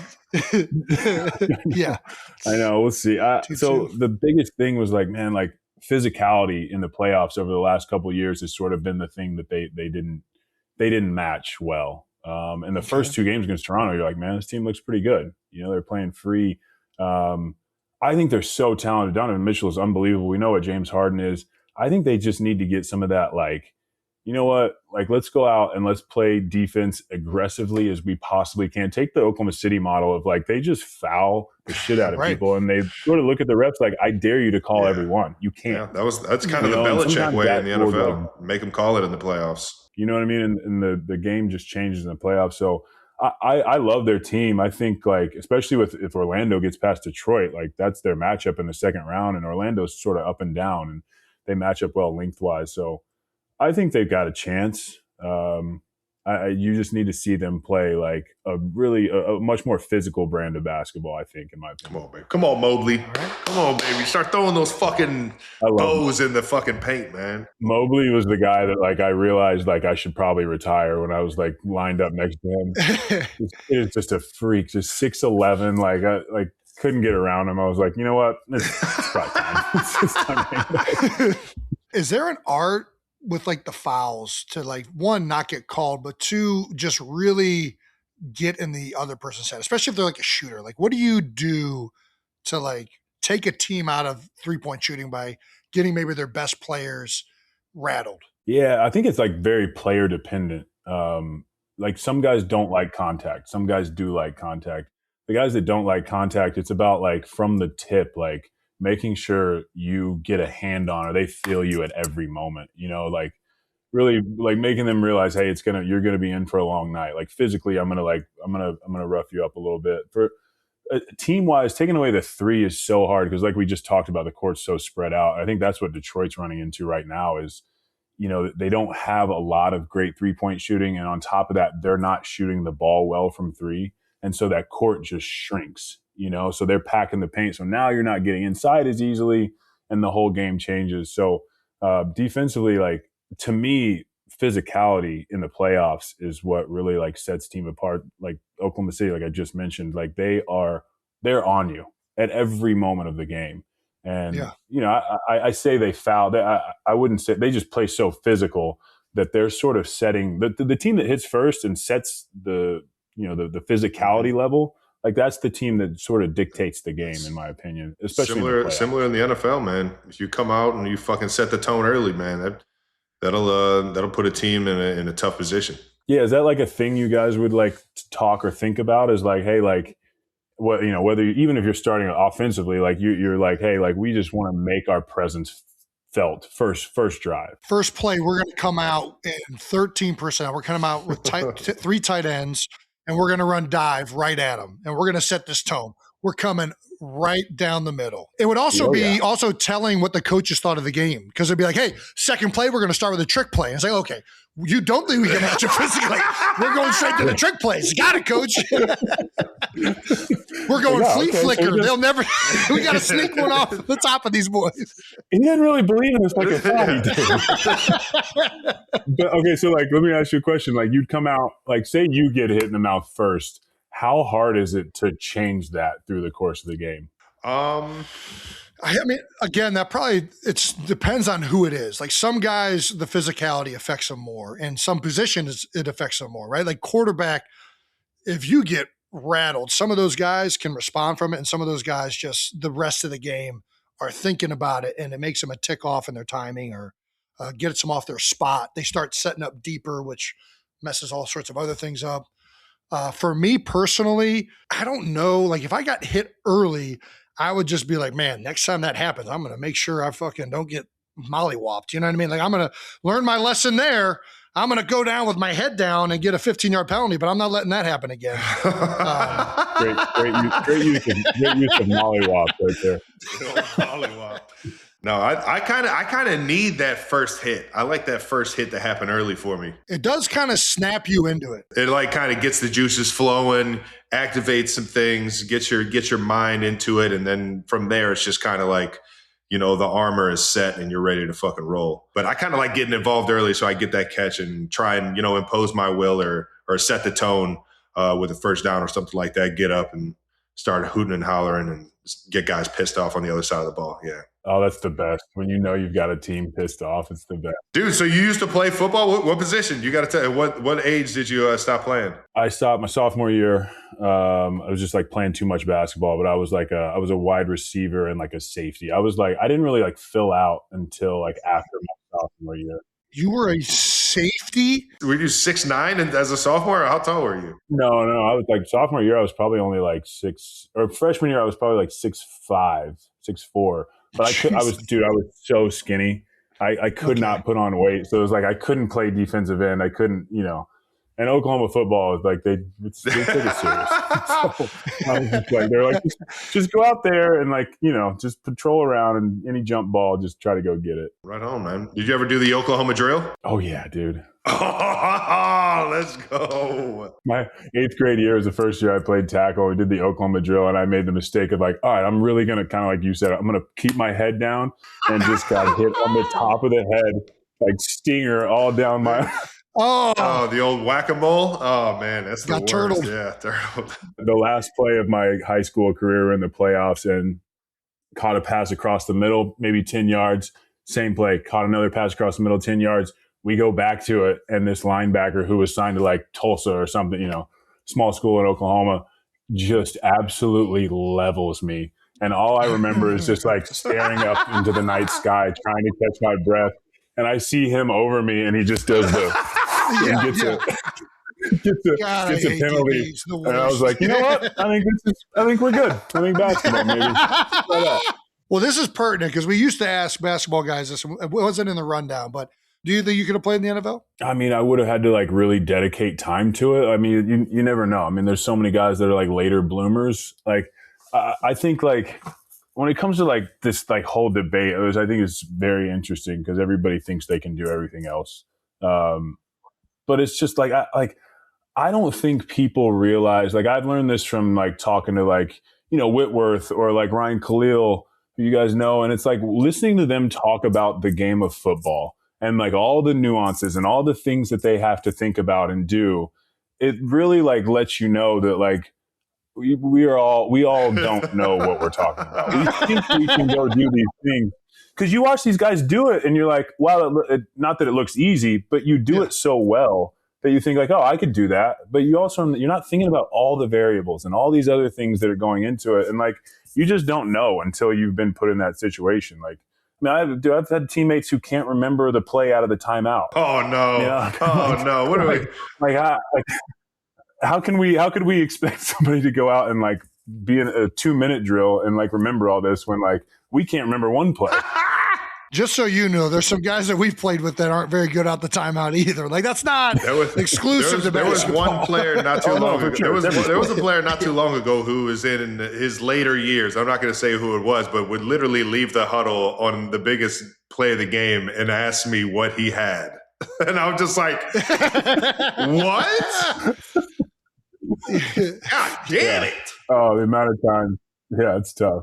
Like, hey, where am I supposed to be? And then I secretly tell him to do something so that I get open. It's the best. Just, yeah. All right, here. Clear it out for me. Who do you have winning it all in the playoffs this year? Or the NBA championship, I should say. I mean, Oklahoma City is the best team, like barring like an injury. I mean, they're a little bit banged up right now, but they look fantastic. The East is super interesting to me because Boston was supposed to be like a down year, like with all the injuries, they traded guys away. It was Jason Tatum was out, and then Jaylen Brown just had a monster year. They had guys step up. I mean, Brad Stevens literally a couple hours ago won executive of the year. I mean, they just put this team together so well. Joe Mazzulla is a great coach. Jason Tatum's now back.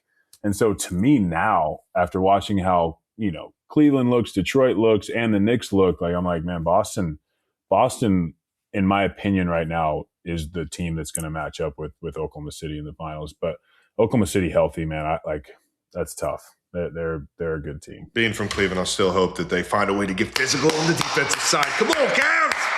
Come on! You heard it, boys. Just get physical. Just listen to Blake. Come on, don't listen to your coach. Listen to Blake. Go watch Lance Stevenson clips from when he was with the was it Pacers? Do you remember that when he was doing fucking LeBron's ear? That's not the physicality that we're talking about, Jason. That's not what Blake's actually the opposite of what I'm talking about. Well, Blake, you and your brother got drafted in the same year. How about that? How often do you remind him that you were the first overall pick and he was 48? Oh man, you know what? I pretty much every day. No, that was like talk about like a dream come true. I mean, obviously you guys both got to play at the same time, but like, man, like draft night, like it was like a little stressful because it was like, I was fortunate enough to go one, and then we were kind of waiting around, and then when it happened, it was just like, this is the best night ever. Family, friends there, and like, to like do that thing that you've been watching on TV for so long and being like, one day I hope to do it with your brother the same year was pretty cool. And your brother's in the financial world now, right? Yeah, he started when he retired. Like my brother was always like straight A student, perfect I know kid, one. great basketball player. Yeah, so annoying. Never be Jason. I was always Taylor's brother growing up. It was like, oh, there's Taylor's brother. And it was just like, hey.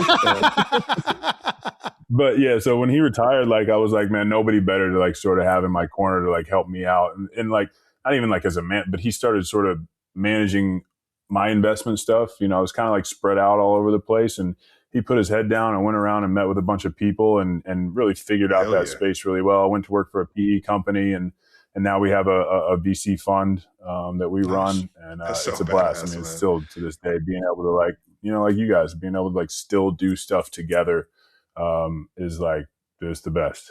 I was always little Kels. It was like, yeah, there's little Kels. Well, he's pretty good at sports, but he can't read or write. So who knows?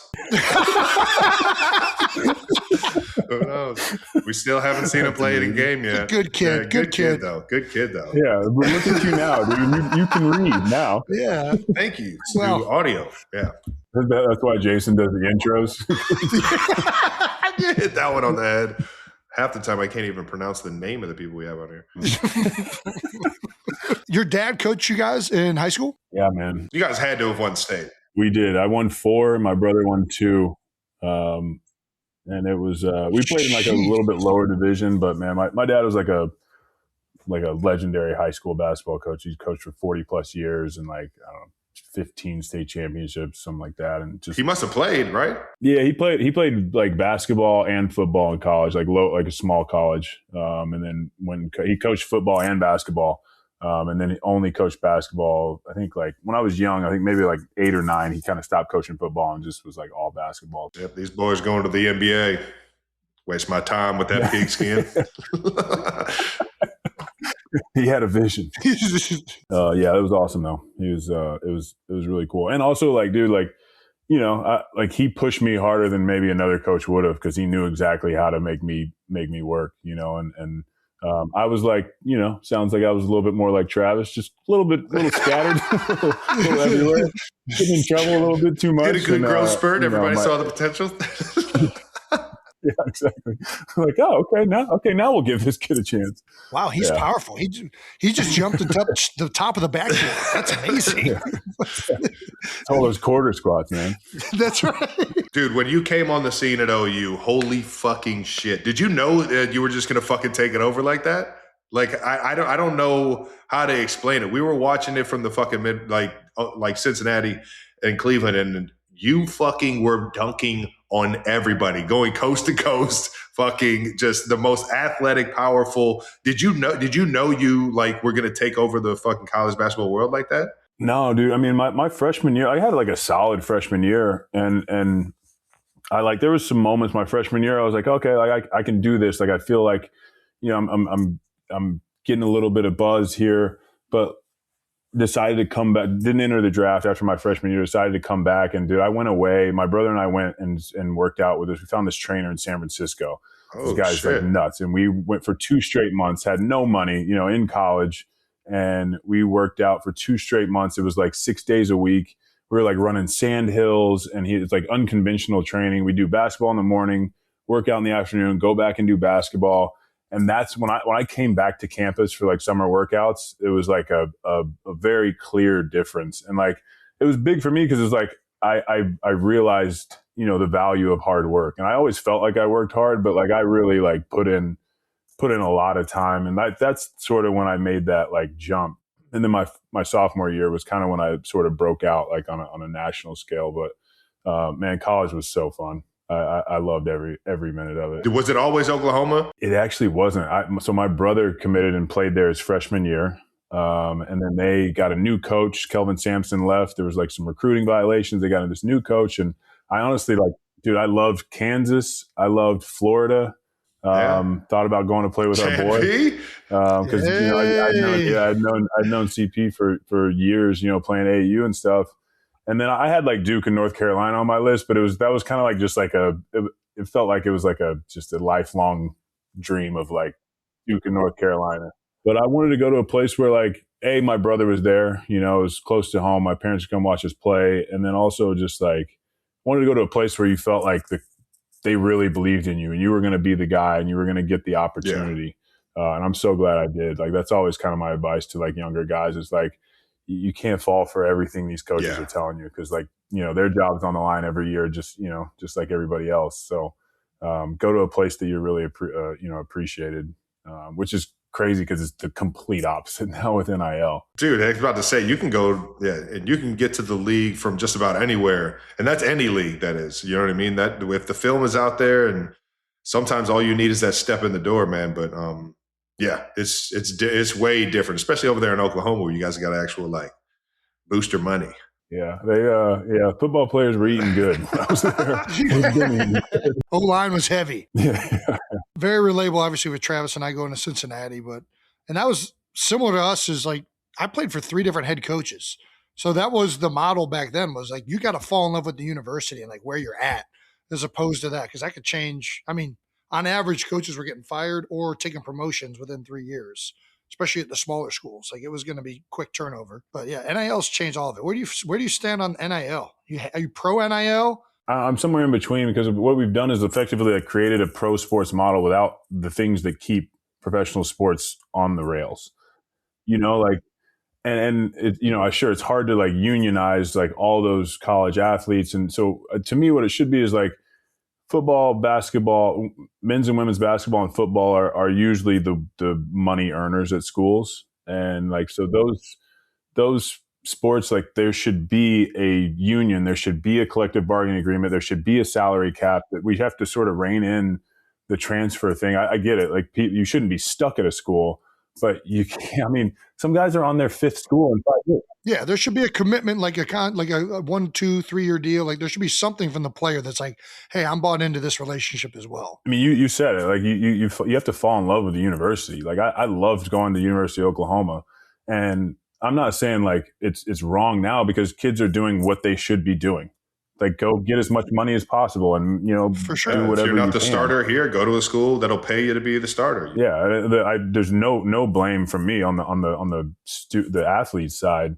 I just think there needs to be parameters, just because and also something that's not talked about really is like some of the other sports are being affected by this as well, because they're like some schools are cutting some of these non-revenue sports. Oh shit! And it's messing up the whole ecosystem. And like, dude, I mean, you look at like, we're always so good at the Olympics because every college, you have so many different avenues to go wrestle, to go do whatever sport it is you do. And if other sports are affected by this NIL and the big money making sports, then I don't think that's okay too. I think everybody, right. if we're going to pay student athletes, everybody should get some. I'm not saying everybody should get the exact same amount, but everybody should get some. And then there should also be, all the other sports should be taken care of as well. So how much did you get under the table at Oklahoma? Dude, I was getting gift cards to Chili's. Oh, sweet. Applebee's. Hell yeah. Those appetizers at Applebee's are going down easy, boys. Real Midwestern deep cut. Yeah, no doubt. This is luxury. Longhorn Steakhouse. No way. Yeah. Dude, the bread rolls at Longhorn Steakhouse. We go to St. Joe, Missouri every fucking year, dude. And it is like the classiest establishment in St. Joe. They're going to fucking kill me for saying that. But it is literally one of the big, I'm only there for like 3 weeks, and it's right next to campus. So we go there whenever we want to like get the team together. I fucking pig out. They just bring the rolls out the entire time. Like it doesn't just start in the beginning. Oh, yeah. It's just like as they come out of the oven, just like, yeah, just bring those things on over here. It's the best. Especially like these college towns too. Like you go eat like a king. Dude, we had Lane Johnson early when he got there. I forget if it's Longhorn or Outback, because I always just associate them as like pretty much the same restaurant in my head. Yeah. But one's got rolls like, and the other's got bloomin' onions. Either way, he's like, dude, you got to get the chicken fingers. And I'm like, bro, you want me to go get the chicken fingers? He's like, just trust me. And I was like, how much have you eaten of like Longhorn to know that the chicken fingers is like where you've gotten to that part of the menu that you're just getting chicken fingers? So we went and I got the chicken fingers, and he was right. The chicken fingers were absolutely fantastic. Blake, you're drafted number 1 overall to the Clippers. What was it like going to the NBA, being the number 1 overall draft pick? I mean, truly, like, obviously like a dream come true, but also like, I don't know if people remember, but like the Clippers was like, you put the clip. Yeah, you took the Clippers up there. They had the number 1 pick for a reason. Yeah, exactly.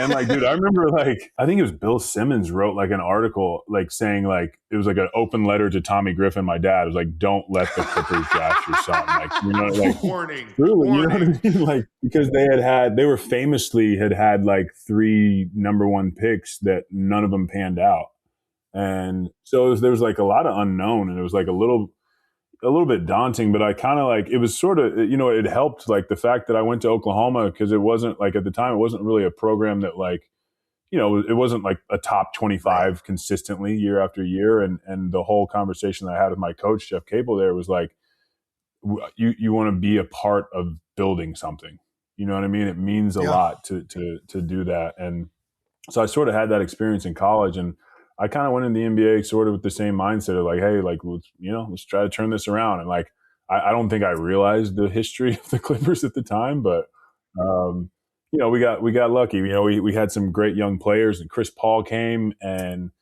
that team, started running. And I think that's one of the things that we're like very proud of to this day is like, the Clippers still have their faults, but like they're not looked at in the same light, and we felt like we were sort of like part of that team that sort of tried to change that mindset of the Clippers. When it was you, CP, DeAndre Jordan, fucking dunking on everybody, every fucking game was a highlight reel. Like that shit made everybody Clipper fans, man. And it definitely boosted the stock. And then you get Steve Ballmer creating a new stadium for him. Like you could definitely tell that it started when you guys were rocking and rolling and in the hunt for it, man. Do you think you got treated differently by guys playing against you because you're number one pick? Like, do you think you had a mark on you to be like, yeah, I'm going to show this guy what the NBA is like? Or I think a little bit, but like it is like, the term like brotherhood gets thrown around a lot. And like, I think when we came in, it was like a little bit different. Like guys were, especially on the Clippers, like the Clippers was kind of a place that like guys went to at the end of their careers, they couldn't get a contract somewhere else. And like, they were just trying to make it. And so I didn't feel like it was like an environment where I was really like, being like guys taking you under their wing and showing you the way. It was guys just trying to extend their careers and keep playing. And then that changed, when Chris Paul came, and then we had some great vets, Chauncey Billups, Grant Hill, like we had Lamar Odom, who was like just one of my favorite teammates, Jamal Crawford. So we sort of had that later on, but yeah, I mean, I think you have a target on your back as like the number one pick. But like I also had like a chip on my shoulder because I had to sit out my whole first year. My first year I was hurt, and like I had to hear for an entire year. I had to hear about how the Clippers messed up another draft pick, and like this guy was going to be a bust, and like I'm just sitting there like just steaming, just ready to so ready to like play that like when I finally did. That next year I was like, no mercy, just try to go dunk everything and try to just like play as hard as you can. Then you came in and you went straight to the All-Star game, which is fucking, that's the Blake Griffin we all know. Was that the year that you jumped into the dunk contest too? Yeah, that was my rookie year. So like, I mean, I set out my whole first year, so that wasn't my rookie year. So the next one I came back, that was my rookie year. And then, I was like, got lucky, man. I made the All-Star game and got to do the dunk contest and checked off some boxes. Everybody looks at the dunk contest like it just isn't what it was because you don't have the huge names that you typically saw, at least we saw growing up, the superstars of the league. So did you feel that like, had that always been a dream of yours, or did you feel like you kind of owed that to the game? Or yeah, I mean both. I definitely like. I mean, I would record Vince Carter's dunk contest. 97. Like, come on now. I recorded him, dude. I mean, that was like my childhood, and that was like peak. Like watching like tapes of like Michael Jordan doing the dunk contest and all these big names. Like it was like, yeah, I want to do that.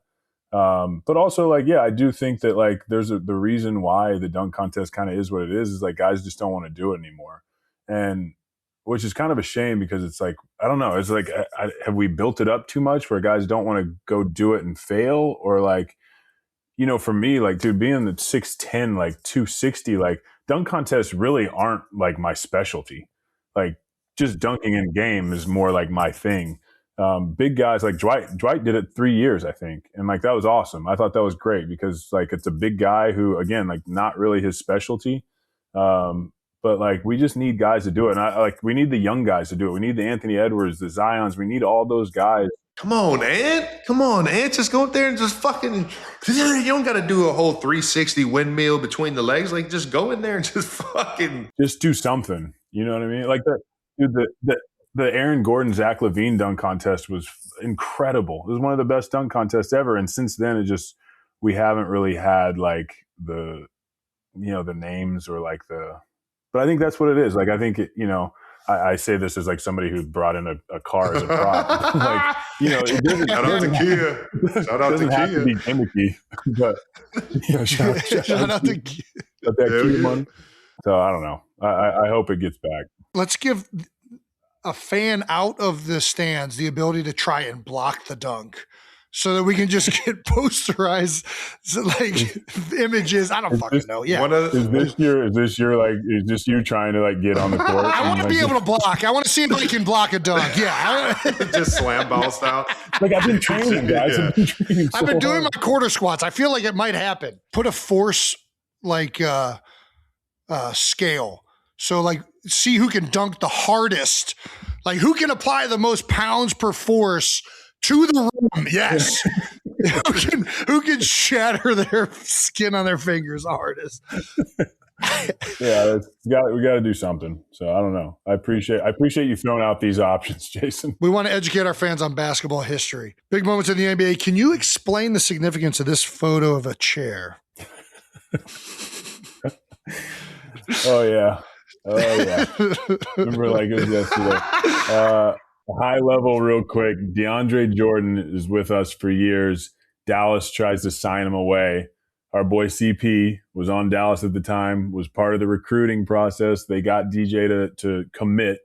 And then so DeAndre was he had texted me. So he commits to them on a Saturday call. He texts me on Sunday and he's like, what you think? And I'm like, what do you mean? What do I think? I'd already told him happy for you. You got to do what you got to do. And I can tell he's having second thoughts. And so I get a phone call from Doc Rivers, our coach, of hey, I think we can get DJ back, but I need you to get on a plane and go to Houston where DeAndre's off-season house was. And so I'm like, all right. So I'm texting DeAndre. I'm like, hey, I'm coming in. Go to his house.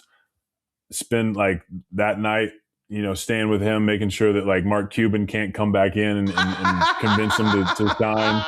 And everybody comes in the next day, Doc Rivers, JJ Redick, Chris Paul, and myself, and we're all in his house and we're convincing him hey, this is the play. We want you here. We can do it. And he's like, all right, I'm in. And you can't sign the contract to make it official until midnight that night. Okay. Or 11 p.m. because we were Central Time. And so we're just sitting in his house and NBA Twitter is going nuts. Just nuts. They're there's all the rumors flying around, what's happening, what's going on. People were saying that we held him hostage. So I'm like, all right, well, if we're gonna be stuck here, I'm gonna start fucking with people. So he'll put the chair under the door, take a picture, send it out, and it was the most nuts day on NBA Twitter. That's amazing, dude. Nobody wanted Lob City to break up, man. You guys were so fucking electric. And I've heard through multiple sources. Joe Dumars was just hyping DeAndre up not too long ago, talking about the type of teammate he is and how he's one of the most veteran leaders.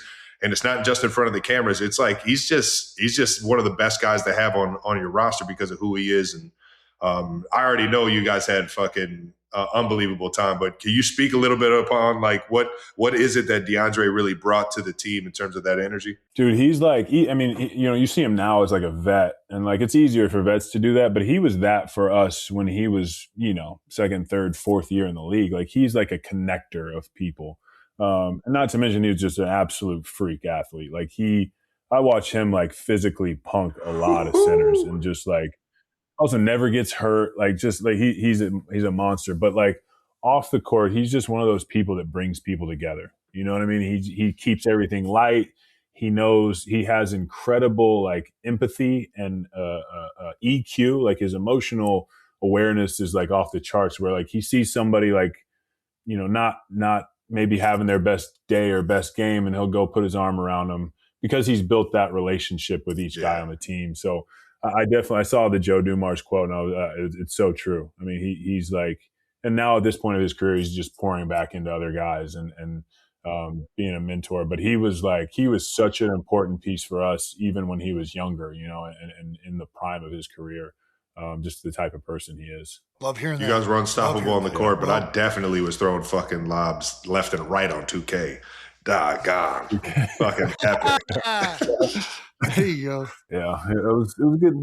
We had a good run. Didn't quite reach the mountaintop, but that'll always haunt me. So thanks for bringing that up, guys. No. It's all positive here, man. It's all positive. Wait, but hold on. What is the football equivalent of? Is it just trucking somebody for a touchdown? There's a few. So getting mossed is probably the closest equivalent, which is the receiver jumping up over a DB to catch it, right? Another version on the defensive side is just absolutely lighting a motherfucker up. I think that's just you don't want to get caught, especially if you see him coming. That's supposed to. Yeah, it's one thing if you don't see it coming. How tough is that in film? How tough is that in film? Like the next it's. I mean, for me, if I get lit up, it's like, it's part of the gig, especially if it happens to where I don't see it. Right. It happened in my first game, honestly. I talk about it all the time. Bernard Pollard was like fucking back there, like he was a veteran at that point. So he was playing for Tennessee and he was like trying to like fake whether he was in cover 4, cover 3, playing the middle field. And he kind of just like at the last second came like snuck down into the box. And the last time I looked at him, I was like, all right, cool. He's back. And when I caught the ball, I tried to catch it and like use my momentum to like get upfield. And he fucking rocked me to the point where like, it's like, what the fuck is going on? What the fuck is going on? Oh shit, I don't have the ball anymore. And like, I just grab on to like the closest person to me to try and save them from getting to the ball. Yeah. And I watched that over like 10 times, crying, laughing, like, God damn, that's a fucking welcome to the NFL moment if I've ever fucking seen for one. sure. You definitely have to like you can't get salty about like getting dunked on or you gotta like embrace it. You can't be deleting your Twitter. You just gotta run with it, right? You just gotta go embrace it. We had shout out to Perk. The worst is when you have just an awful play, but it's like a huge play that they're just going to replay forever. Like Landon Dickerson's first ever play in the NFL. Landon's an unbelievable guard. He comes in at right guard. He hadn't played it. It was his first play in the NFL. Halfway through the year because his knee was all fucked up from college. Eric Armstead just Mountain Dean, like bull rushes him and throws him on his back. And it was like one of the biggest plays of the year. And so now, like for the last 4 years, you're just, every time they install that concept, they're going to that play, and Landon's just like, shit. Yeah, that's so tough. Like, it's an iconic play that just won't go away your whole career. Yeah. God damn it, this one again. Mine is every single time we play the Chargers, I get everybody hitting me up on social media about when Derwin James suplexed me at the goal line. He literally, it was like a dead. It was a posterization. It was a dead play. It was like Pat's like fucking scrambling back and forth. Did he have this fucking dialed up, Brandon? You sick son of a bitch! Look, he got to this very quickly. I had already ran like 3 different routes. Oh no! Oh fuck! Even worse, the ball as soon as I hit the ground, fucking shoots up like a goddamn firecracker, and I'm just like, God damn it! Nobody likes to talk about how I made 2 guys miss on that play. Let alone Derwin's just fucking strong guy, man. Strong guy. He's strong. He's a strong guy. I don't know. There's a moment where you're on top of his shoulders, and I'm just like, fuck. Oh no. Yeah. We'll see what happens. Looking down, I'm just like, just hold on to it. Yeah. Just trying to survey your options and you have none. Can I lean on somebody else? Can I throw? Who's open? Is anybody open? Yeah. But like those type of plays always happen in such slow motion. You already know. In real life. 100%. And you're just like, it just replays in your mind over and over and over again. It's the worst. All right, we're here till we got to ask. You do not have to answer. We are going to ask. Who has the better squirrel tweet, Blake or Travis? Blake, you got a squirrel tweet? Oh, yeah. I didn't know this either, but I'm looking forward to it. So obviously everyone knows on our show, Blake, I'm not sure if you're aware, this is Travis's squirrel tweet. I just gave a squirrel a piece of bread and it straight smashed all of it. I had no idea they ate bread like that. The best part is the hashtag crazy. It's so good. By the way, that's like old Twitter was like, that's what it was. It was just people just saying stuff like that. Guys, you won't believe what just happened. This was when Twitter was better. Let's just all agree on that. We need to get back to this. Just so everyone knows, the 12,000 retweets and 300 comments were like 30 years after this. Like that got absolutely no traction when I posted that. I was like going back to my phone, like looking at it like, still nobody. All right. Nobody wanted to hit me back. Like, that's crazy, dude. No. All right. Here's Blake's tweet. Accidentally hit a squirrel yesterday in my car. Feel so guilty I could barely sleep. Casey.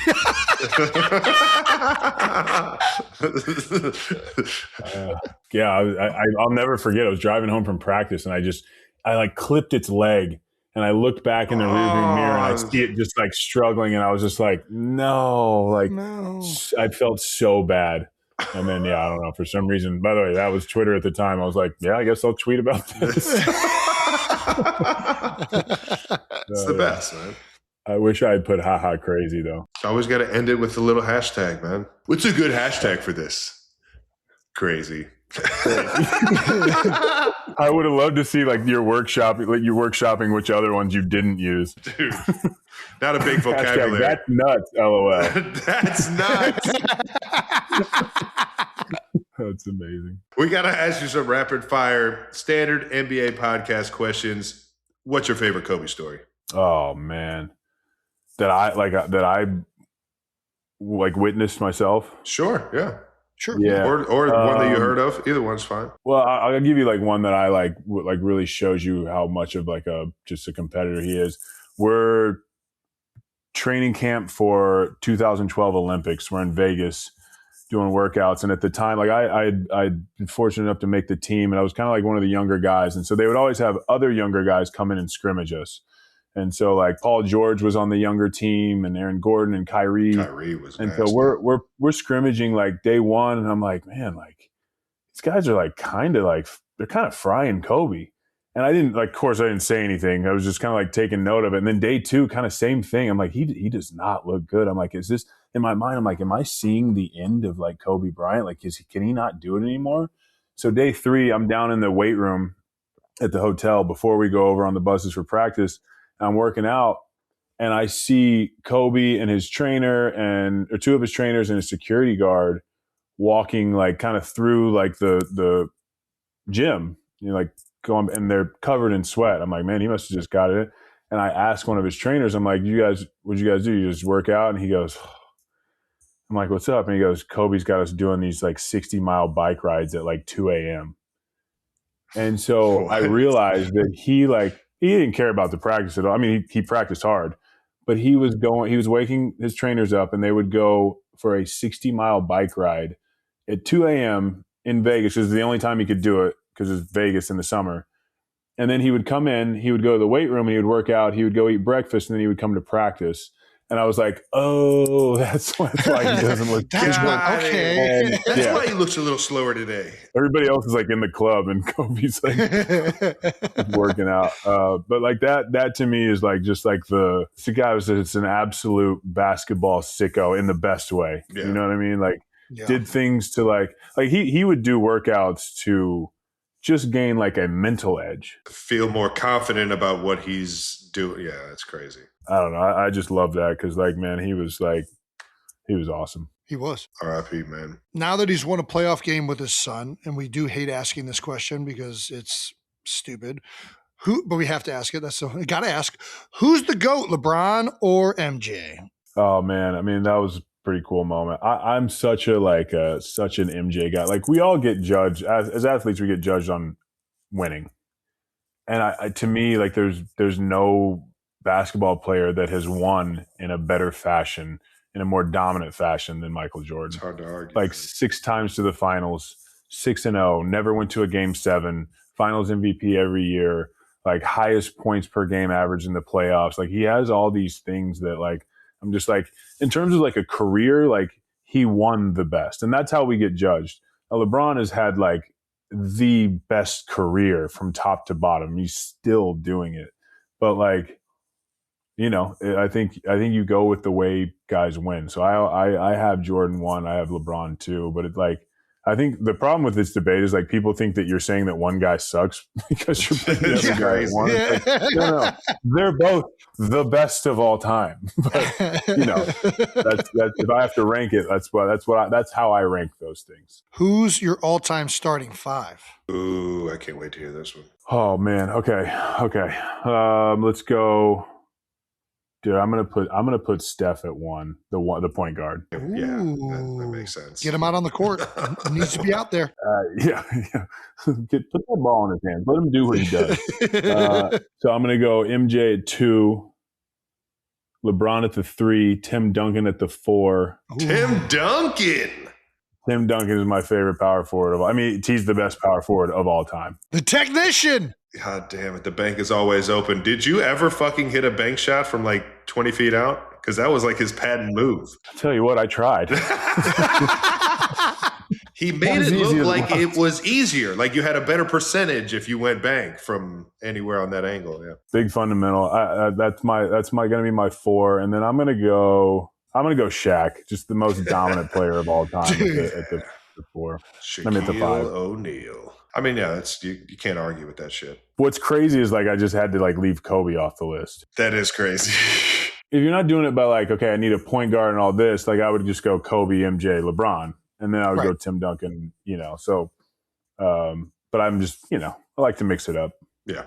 All right. No, I hear you. Sorry, I'm not really rapid firing these. I'm giving a long, drawn out explanation of everything. We'll cut it up. It'll seem real fast. They'll be like, man, he was quick with that starting 5. You've done stand-up before. Is comedy something that you want to pursue more of? Do you want to full-time be in the club? Where are you at in your stand-up career? In the club? I want to be in the club every day. Yeah, I don't know. I love stand-up, man. It's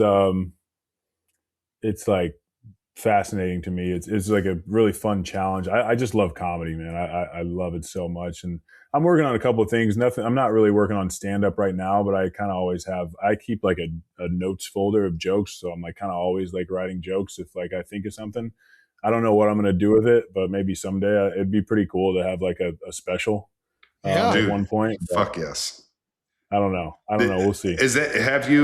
All right. So you've just kind of tested the waters in the stand-up world. Yeah, I've done I went and hosted this show at this big comedy festival, I think for the first time. And then I've done stuff here and there. I did a roast, a Comedy Central roast, which is all really fun. But my thing about stand-up too is I don't want to go to the Comedy Store and ask for time. And then somebody gets bumped, some guy who's grinding, trying to make it. It's sure. It's not, but I do love it. So I'm working on some projects right now that are comedy based, and we'll see how those go. Give me your top 3 comics of all time. For me, Chappelle is legendary, because it was just my era. We were in high school when Chappelle was that Chappelle first show. episode. I will never forget going into the school the next day after Clayton Bigsby made its television debut. Oh my gosh, dude! If you didn't watch the show that Wednesday night, on Thursday, you weren't involved in conversations at school. It's so true. I'm Rick James, bitch. Chappelle is definitely my top 3. I have to go Eddie Murphy. Ooh, 2. Okay, taking it back. Nice. The leather tracksuit or jumpsuit or whatever. Yeah. Delirious. Eddie Murphy, Delirious. Can't say that guy's canceled. Comedians they're walking a fine line usually. Yeah, for sure. You know I love now. Probably you can't really put him in a top 3, but right now, dude, Shane Gillis is just everything he touches, man. He's probably one of my favorites, if not all time, dog. Every single time I see that dude on screen, I am fucking dying laughing. Yeah, dude, and it does it could be just him, a podcast clip of him just talking. He's just, and it's just he just always has something. Yeah, it's really incredible. So I hope he keeps going on that trajectory. So I'll go with those 3. I'll probably get some flack for Shane being in the top 3 at this point of his career, but he's on his way. 100%. Especially with Tyrus. All right, let's get into our last question. We always ask everybody what was their welcome to their profession moment. So what was your welcome to NBA moment for you? Oh, man. I'd say the first time I played against Kobe, I'm so hyped up, and before the jump ball, he's like, "Hey, what's up, young fella? Congratulations." Blah, blah. I'm like, man, are me and Kobe boys? I think we're going to be best friends. I knew he knew who I was. I mean, there's a chance we hang out after this. And I'm setting like, this is like maybe second quarter. I'm setting like this pin down screen. And so for my teammate, and he's guarding him, Kobe's guarding him, and he's coming off. And like Kobe's just like we talked, he's just a competitor. And he comes off that screen so hard and just catches me in the stomach harder than I've ever been hit in the stomach in my life. And I'm just like doubled over and just like rethink. I'm like, you know what? Maybe we're not friends. We're not boys. He was a lot nicer before than he is now. But it was like a good reminder of like, it was like kind of like that welcome to the NBA was like, no, you can say hello before the game, but that jump ball happens. Like it's all fucking out war. Hell yeah, man. And he was like he was like maybe one of the last great guys who like, it was like cool before the game, cool after the game, during the game, fuck you, you're the enemy. You know what I mean? I love that. I just think it's great because it's no hard feelings. It's like we're competing. Ultimate competitor, man. And you definitely had that too, brother Blake. Thank you so much for the story, dog. Thank you for the time. One of my all-time favorites on the court, dog. And honestly, ever since we got to hang, dog, just the fucking best, man. It's always fucking laughs through the fucking roof. And can't wait to see how the rest of the Amazon stuff goes for you these playoffs. We'll be watching, brother. I appreciate it, guys. Thanks for having me, man. Thank you to Blake Griffin. That conversation was once again brought to you by Reese's. Or as Travis and I call it, Reese's.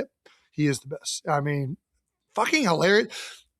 It's fun going down memory lane with the big guy, man. Smart as hell, also funny as fuck, can chop it up, can be a goofball. He is jack of all trades, man. Was an incredible player, but he is made for doing TV and entertainment. I forgot to ask him about why is he so good at commercials? I forgot to fucking ask him, man. He is literally one of the best. He's the best. Like athletes into endorsements, commercials wise. Bro, god damn it. Oh, well, I'll have to ask him in person next time I see him. He's got the it factor. Nobody's saying he's overexposed. Nobody was yelling at him for going to the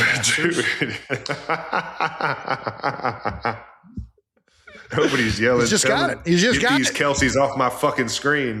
God damn it. All righty, that wraps up another episode of New Heights. Thank you to Blake Griffin. Also, there are still tickets available for our New Heights live show in LA on June 15th. Let's go, Check out the link in the description. Let's go. Make sure you subscribe to the New Heights channel on YouTube or wherever you get your podcasts. Once again, New Heights of Wonder show brought to you by Xfinity. Follow the show on all social media at New Heights Show with 1S for fun clips throughout the week. We're going to have a bunch with our guy, Blake. Thank you to New Heights production team. Thank you to the 92%ers for tuning in. We'll see you guys next week, baby. Peace.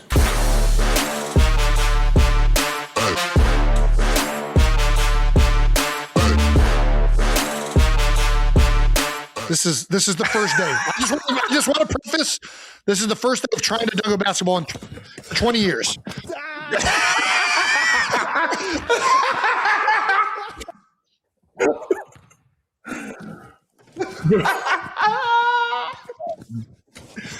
I'm going to tear my ACL trying to do this anymore. All right. That's good enough. That's it for today. That's it for today. Oh. No Full disclosure, that's a 9-foot rim. That's a 9-foot rim. I was about to say, no way. That's okay, this was pre-quarter squat. I'm telling you, if I show you some later clips, I think it did get better. I'll vouch. It did get better after this. Yes, I told him, I was like, bro, you're like gathering steps. You look like a fucking idiot. You look like an offensive lineman. Exactly. We got to get your technique down. Go watch some Blake Griffin highlights. Watch how he gathers. It's all about the approach and the last two steps, and then there we go. Got to work on those hands too. Maybe we can space them out. You got spacers, Jason? I was spraying Tough Skin, the stuff they put on your ankles before they tape them. I will say this: Jason's only working with 4 fucking fingers. He fucking snapped the tendon in his ring finger. One of them's not great. That's not. Yeah, that doesn't help. God, that was fucking hilarious, dude. I hadn't seen that first clip in a minute. We got some work to do, but we'll get you there.